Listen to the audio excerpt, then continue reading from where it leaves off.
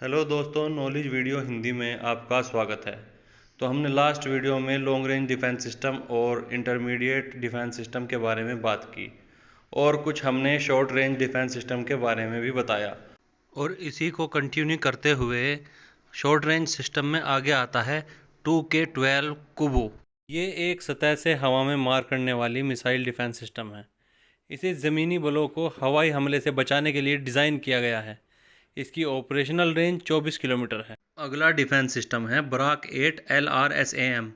ये एक Indo Israel सतह से हवा में मार करने वाली मिसाइल है। इसे aircraft, helicopter, anti ship missile और यूएवी सहित किसी भी प्रकार के हवाई खतरे से और बैलिस्टिक मिसाइल, क्रूज मिसाइल और फाइटर जेट से बचाने के लिए डिज़ाइन किया गया है। बराक 8 को इजराइल एरोस्पेस इंडस्ट्रीज और DRDO द्वारा मिलकर बनाया गया है। इसकी ऑपरेशनल रेंज आधा किलोमीटर से 100 किलोमीटर तक है। इसी शॉर्ट रेंज डिफेंस सिस्टम में अगला डिफेंस सिस्टम है QRSAM। इसे भारतीय सेना के लिए भारत इलेक्ट्रॉनिक्स लिमिटेड और भारत डायनेमिक्स लिमिटेड के सहयोग से DRDO द्वारा विकसित किया गया है। ये मिसाइल हर मौसम में हर एक इलाके में काम कर सकती है और विमान के रडार इसे जाम नहीं कर सकते हैं। ये एक कॉम्पैक्ट हथियार है जिसे ट्रक पर लोड किया जाता है। इसमें पूरी तरह से स्वचालित कमांड और कंट्रोल सिस्टम है। इस डिफेंस सिस्टम में दो चार दीवार वाले रडार शामिल हैं। ये 360 डिग्री कवरेज में काम करती है। इसकी ऑपरेशनल रेंज 30 किलोमीटर है। शॉर्ट रेंज डिफेंस सिस्टम में भारत के पास S-200 भी है। S-200 एक लो रेंज से लेकर लॉन्ग रेंज तक हवा में मार करने की क्षमता रखता है। इसे बॉम्बर हमले या अन्य किसी विमान द्वारा हमलों से रक्षा करने के लिए डिज़ाइन किया गया है। इस सिस्टम को भारत ने 1989 में 2 S-200 और 24 5V-21 मिसाइलें खरीदी थी। आज S-200 भारत की कम ऊंचाई वाली हवाई सुरक्षा को बढ़ाता है। इसकी ऑपरेशनल रेंज 300 किलोमीटर है। अब हम आगे बात करेंगे वेरी शॉर्ट रेंज इंटरसेप्शन के बारे में। इसके अंतर्गत 10 किलोमीटर तक की डिफेंस सिस्टम आते हैं। इसमें पहला भारतीय सिस्टम है 9K35 स्ट्रेला 10। इस डिफेंस सिस्टम को बहुत कम दूरी के अंदर सतह से हवा में मार करने वाली मिसाइल प्रणाली के रूप में तैयार किया गया है। इसे मूल रूप से 9M37 मिसाइल को प्राथमिक हथियार के रूप में इस्तेमाल के लिए बनाया है। 9M37 मिसाइल 2.25 मीटर लंबी 40 किलोग्राम वजनी मिसाइल है। इसकी ऑपरेशनल रेंज 5 किलोमीटर है। वेरी शॉर्ट रेंज में भारत के पास अगला डिफेंस सिस्टम है 2K22 टुंगुस्का। ये एक रूसी ट्रैक वाला स्वचालित विमान रोधी हथियार है जो सतह से हवा में मार करने वाली बंदूक और मिसाइल सिस्टम से लैस है।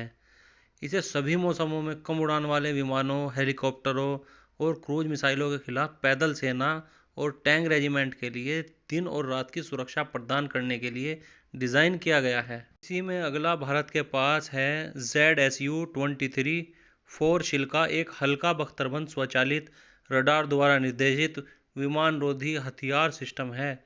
इनका इस्तेमाल भारतीय सेना सीमित संख्या में करती है। इसी तरह से ZU-23-2 जो कि 23 mm anti aircraft twin barrel auto cannon है। इसकी प्रभावी फायरिंग रेंज 2.5 किलोमीटर है। वेरी शॉर्ट रेंज में अगला हथियार है बोफोर्स 40 mm तोप। ये एक 40 mm बंदूक है। ये बोफोर्स तोप के नाम से भी जाना जाता है। ये एक स्वीडिश हथियार है और यह एक विमान रोधी ऑटो कैनन है।